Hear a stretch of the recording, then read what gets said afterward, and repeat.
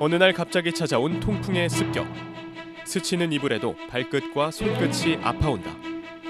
주로 발가락부터 시작되는 통풍은 다리, 무릎, 손가락 등 우리 몸 관절이 있는 부위를 무차별적으로 공격한다. 통증의 제왕이라 불리는 통풍. 통풍은 관절의 변형, 고혈압, 당뇨 같은 합병증까지 동반하는 경우가 많다. 요즘은 발생 연령층도 점점 낮아지고 있는데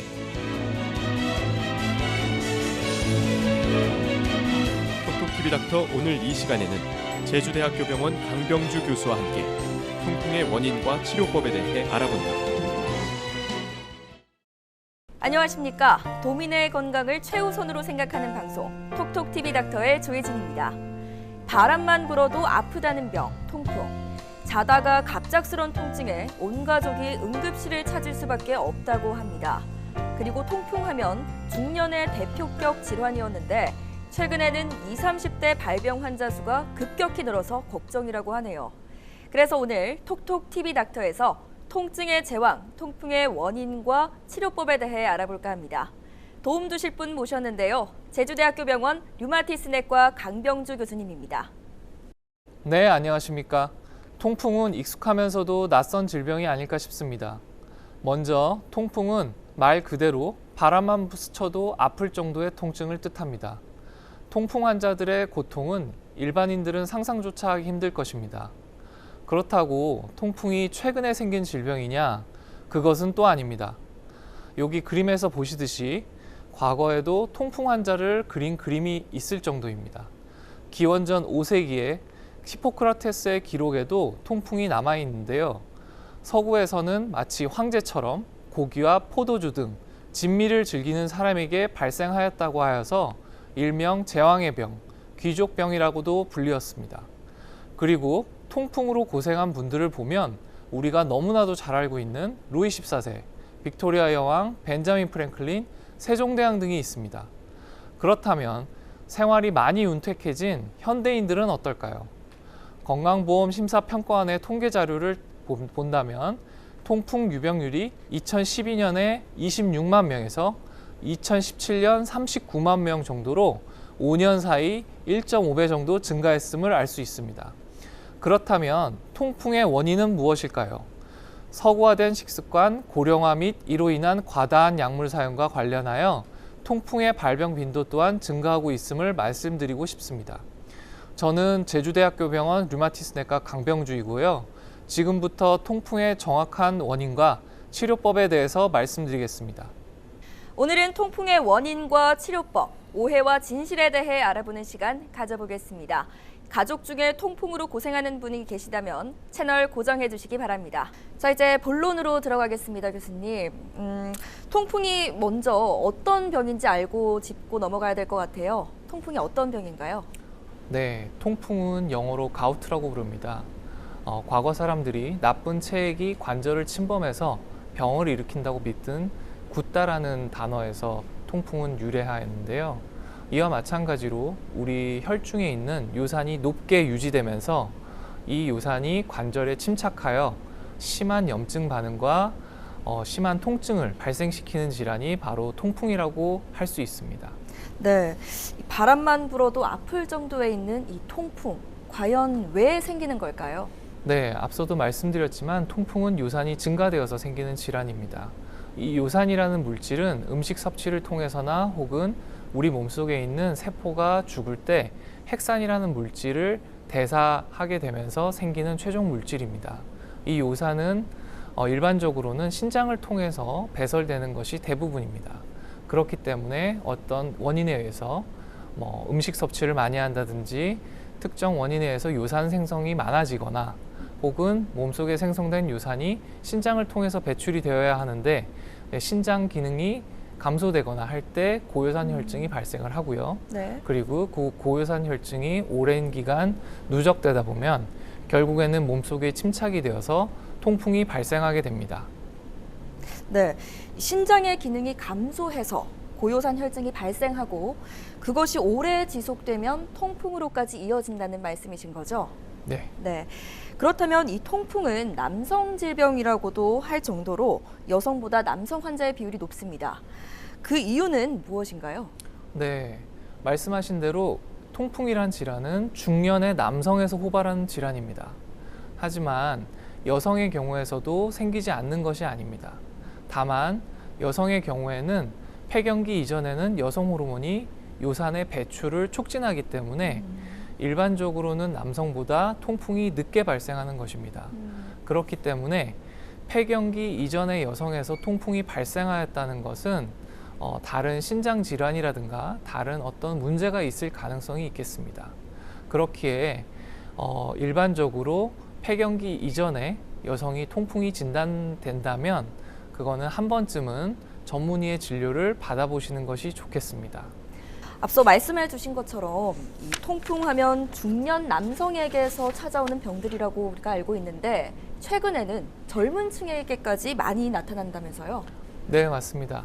과거에는 이제 나이 든 중년 남자에서 흔하게 발생하는 것으로 알려졌지만 최근 그 자료를 본다면 최근 5년 사이에 젊은 20, 30대 환자, 통풍 환자가 2배 가까이 증가한 것을 볼 수 있습니다. 이것은 고혈압, 당뇨, 고지혈증 같은 대사증후군이 최근 들어서 많이 증가되는 것과 밀접한 연관이 있습니다. 그렇기에 이런 환자군에서 단순하게 통풍을 관절 질환이라고만 생각할 것이 아니라 이러한 동반된 질환을 같이 진료를 해야 되기 때문에 젊은 통풍 환자에 대해서 진료를 하는 것이 매우 중요하다고 할 수 있습니다. 네, 이 젊은 층에서의 통풍 결코 쉽게 간과하고 넘어가서는 안 되겠군요. 그렇다면 이 통풍의 직접적인 원인이 고요산 혈증이라고 말씀을 하셨는데 그렇다면 이 고요산 혈증 왜 생기는 걸까요?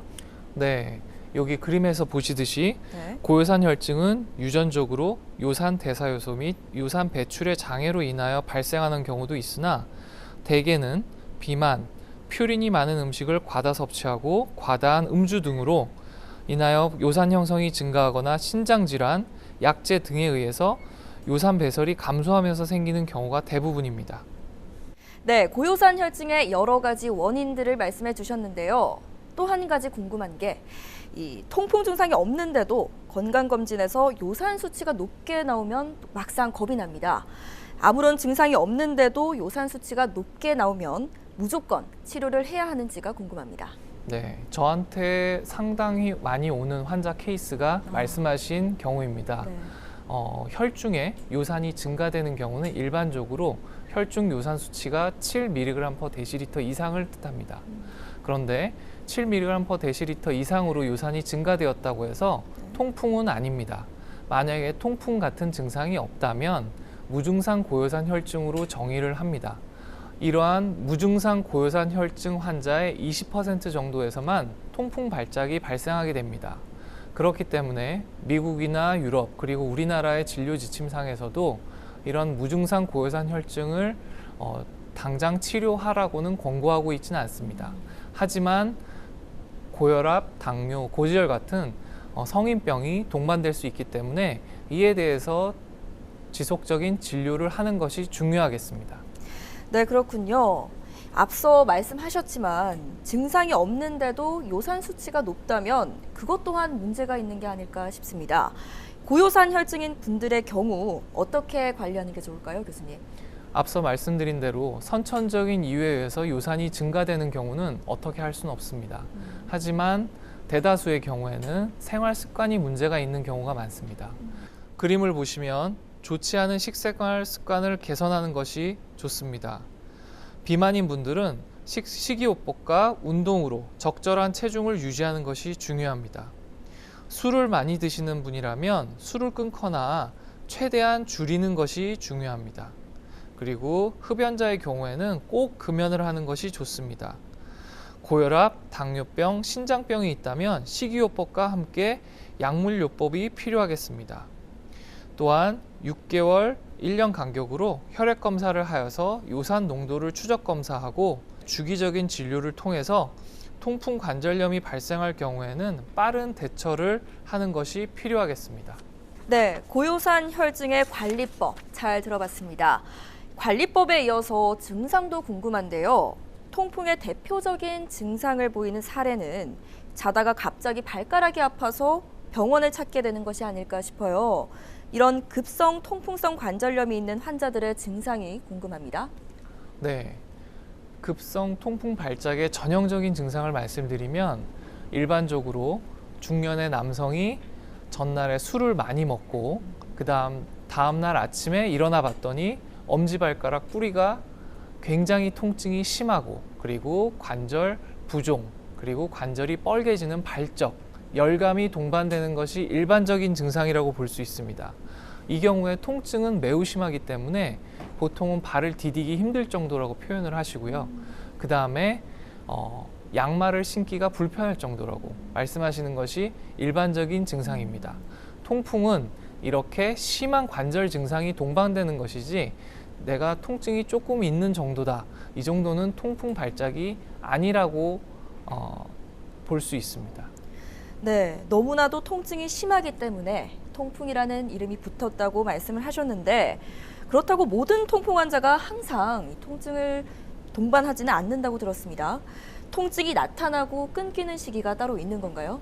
네, 통풍의 임상 양상에 대해서 초기부터 후기까지 좀 말씀을 드려보겠습니다. 앞서 말씀드린 대로 통풍의 이전에는 무증상 고요산 혈증이 존재하게 됩니다.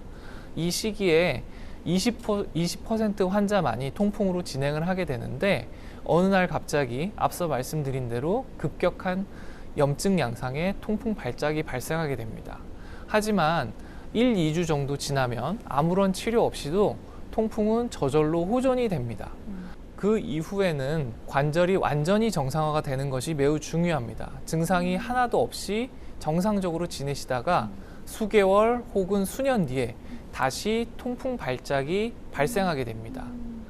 그런데 이 경우에도 치료를 받지 않고 요산이 높은 상태로 계속 유지를 하다 보면 몸속에 요산이 더 많이 쌓이게 되고 그 결과 통풍 발작이 자주 생기고 또한 증상 기간도 점점 길어지게 됩니다. 그러다가 어느 순간 통풍 발작이 계속 있는 만성 통풍까지도 진행하기도 됩니다. 네, 증상이 없을 때도 약제를 복용하는 것이 중요하다고 짚어주셨고요. 그럼 오랜 기간 통풍을 치료하지 않았을 때, 즉 만성 결정성 통풍은 어떤 증상을 보이나요? 네, 이 사진들을 보시면은 굉장히 관절이 많이 변형되어 있는 것을 볼 수 있습니다. 네. 요산이 오랜 기간 동안 관절에 침착을 하다 보면 요산이 어느새 관절 주변에 돌덩어리처럼 이렇게 부풀어 오르게 됩니다. 이 부분을 만지면 굉장히 딱딱하고 이런 요산 통풍 결절들을 보실 수 있는데요. 이러한 통풍 결절은 만성적인 염증을 유발하기 때문에 관절을 파괴시킵니다. 서서히 관절에 변형이 일어나고 만성 통풍을 유발하게 됩니다. 네, 그렇군요. 그렇다면 이 관절 이외에 통풍으로 인한 합병증이 또 따로 있지 않을까 싶습니다. 있다면 소개 좀 부탁드립니다. 네, 통풍 환자에서는 다양한 합병증이 발생할 수 있습니다. 그림을 보시면 통풍 환자의 10에서 25%에서는 요로 결석이 발생합니다. 그리고 고요산 혈증이 오래 지속될 경우에는 만성 심부전이 발생할 수도 있습니다. 또한 통풍 환자의 40%에서는 고혈압, 고지혈증, 당뇨병, 비만 등의 대사증후군이 동반되고 또한 최근에는 심장혈관 질환 및 뇌혈관 질환과의 연관성까지 보고되고 있어서 동반 질환에 대한 치료가 매우 중요합니다. 네, 저희가 익히 알고 있는 관절염 이외에 여러 가지 합병증들이 있군요. 그렇다면 통풍이 의심이 돼서 병원을 찾았습니다. 그럼 그 이후에 병원에서의 통풍 진단은 어떤 과정으로 이루어지나요? 일반적으로 통풍 발작 환자는 굉장히 심한 통증과 관절 부종이 발생하게 됩니다. 그렇기 때문에 병원에 진료를 오시면 그 부어있는 관절에서 관절액을 바늘로 찔러서 흡인을 하게 됩니다. 그리고 나서 그 관절액을 현미경으로 보게 됩니다. 여기 그림을 보시면은 현미경상에서 요산 결정이 이렇게 날카로운 바늘처럼 있는 것을 보실 수 있습니다. 이 외에도 방사선 검사상 통풍성 관절 손상이나 통풍 결절이 있을 때도 임상적으로 통풍을 진단할 수 있습니다. 하지만 최근에는 이뿐만이 아니라 CT 검사 및 초음파 등을 통해서 진단할 수도 있습니다. 이러한 최근 검사들은 통증 없이도 진단을 하는데 많은 도움이 되기 때문에 많이 시행이 되고 있습니다. 그렇기 때문에 임상, 양상, 그리고 검사 결과 등을 종합을 하여서 통풍을 진단하는 것이 중요합니다. 통풍이 의심되는 환자는 전문의의 진료를 보는 것이 중요하겠습니다. 네, 이 통풍을 진단하는 방법에 대해서 이제 알아봤으니까 이제는 본격적으로 통풍을 한번 치료해봐야 될 것 같아요. 통풍 치료는 어떻게 이루어지나요? 네, 통풍의 치료는 크게 두 가지라고 보시면 되겠습니다. 첫 번째는 통풍 발작이 있을 때 당시의 급성기 치료입니다. 두 번째는 통풍 발작이 지나가고 나서 요산을 근본적으로 제거하는 요산 저하제 치료가 두 번째로 중요합니다. 우선 급성 발작 치료부터 말씀을 드리자면 처음에 관절 증상이 매우 심하기 때문에 보통은 회사를 못 갈 정도로 아프다고 표현을 하십니다. 그렇기 때문에 그 증상을 빠르게 호전시켜주는 것이 중요합니다. 그래서 다른 심장이나 위장 그리고 콩팥 등의 문제가 없는 분들은 비스테로이드성 소염 진통제를 통해서 관절에 발생한 통풍의 염증을 줄여줍니다. 다른 문제들이 있는 경우에는 스테로이드를 사용하기도 하는데 어쨌든 이 경우에는 빠르게 그리고 환자가 불편하지 않게 염증을 줄여주는 치료가 무엇보다 중요합니다. 그러고 나서 요산 저하제 투약의 대상이 되는 환자분은 요산 저하제를 투약하게 되는데 이 경우에는 가장 중요한 것이 약을 끊으면 바로 고요산 혈증으로 돌아오기 때문에 약제를 꾸준히 계속해서 복용하는 것이 중요합니다. 그 과정에서 요산이 또 너무 낮으면 안 좋다는 얘기들도 있습니다. 그리고 너무 높아도 안 되기 때문에 적절한 수치를 잘 조절을 하는 것이 중요합니다. 그래서 주기적으로 병원에 내원하여 혈액 검사를 통해서 요산을 확인하고 그거에 맞춰서 요산 저하제의 용량을 결정하고 이것을 꾸준히 복용하는 것이 중요하겠습니다. 네, 자신이 가지고 있는 기저질환에 따라서 꼭 전문의와 상의를 거친 후에 개인에게 맞는 약물 치료를 하는 것에 대해서 강조해 주셨는데요. 그렇다면 통풍이라는 진단을 받아서 병원을 갔습니다. 약을 처방받았습니다. 그 이후에 통증이 없는 기간에도 약을 계속 복용해야 하나요? 네, 이 부분이 제가 강조드리고 싶은 첫 번째 부분인데요. 전 세계 많은 통풍 환자들이 통풍이 발생하였을 때 그때 급성기 치료만 받고 호전이 되고 나면은 요산 저하제 대상이 됨에도 불구하고 치료를 받지 않는 환자가 상당히 많습니다. 거의 절반 가까이의 환자가 제대로 된 치료를 못 받는다고 보고가 있는데요. 이러한 경향은 한국 그리고 제주도에서도 별반 다르지 않습니다. 급성기 치료는 워낙 증상이 심하기 때문에 환자들이 병원에 올 수밖에 없습니다. 하지만 통풍 증상이 호전된 다음에 또 불구하고 고요산 혈증은 지속되기 때문에 이때 요산 저하제를 투약하지 않으면 계속해서 몸속의 요산은 누적이 되게 됩니다. 그렇기 때문에 근본적인 통풍의 치료는 이렇게 누적된 요산을 제거하는 것이 꼭 필요하겠습니다. 그래서 요산 저하제를 적절히 복용하게 되어서 혈중의 요산을 낮추게 되면 몸속에 쌓인 요산이 점점점 녹아서 없어지게 됩니다. 하지만 이러한 요산을 너무 낮추는 것도 문제가 있기 때문에 적절히 유지를 하는 것이 중요합니다. 그런데 1, 2년 정도 통풍 치료를 꾸준히 받다 보면은 환자들이 몸속의 요산이 거의 이제 누적된 요산이 없어져 있기 때문에 그때는 통풍 발작이 거의 발생하지 않습니다. 그러다 보면 환자들은 나는 이제 통풍에서 완치가 되었구나. 그래서 약을 끊게 됩니다. 그렇지만 대부분의 사람들이 자신의 생활 습관을 개선하지 못하고 체중을 감량하지 못하는 경우가 많기 때문에 다시 고요산 혈증으로 약제 중단 이후에 1, 2주 내로 곧바로 돌아갑니다. 그러고 나서 수개월 혹은 수년 뒤에 다시 통풍 발작이 발생하는 과정을 겪습니다. 그렇기 때문에 계속해서 요산을 낮추는 치료를 받는 것이 무엇보다도 중요하다고 할 수 있겠습니다. 네, 그렇군요. 말씀하신 대로 요산저하제를 복용하면 통풍 재발은 없는 건가요? 이 부분이 굉장히 중요합니다. 네. 저도 통풍 치료를 많이 하고 있지만 통풍 치료 초기에는 통풍 재발이 더 많습니다. 그렇기 때문에 환자들의 치료 수능도가 매우 떨어집니다. 나는 치료약을 먹는데 재발을 하니까 치료 효과가 없구나. 혹은 약이 효과가 부족하거나 나는 약이랑 안 맞구나 생각하시는데 이거는 통풍 치료의 자연스러운 경과입니다. 왜냐하면 요산이 녹아나오는 과정에서 통풍 발작이 더 잘 생깁니다. 이거는 자연스러운 경과이기 때문에 진료하시는 의사 선생님이 적절하게 급성 통풍 발작을 조절할 약물을 주신다면은 이것이 자연스럽게 증상을 최소화하면서 넘어갈 수 있게 됩니다. 그렇기 때문에 치료 초기에 통풍 발작을 치료 효과가 없다고 판단하시면 안 되고 지속적인 치료를 받는 것이 무엇보다 중요합니다. 그리고 대부분의 환자에서는 약만 잘 드시면은 수년 뒤에는 통풍 발작이 거의 발생하지 않습니다. 네, 그렇군요.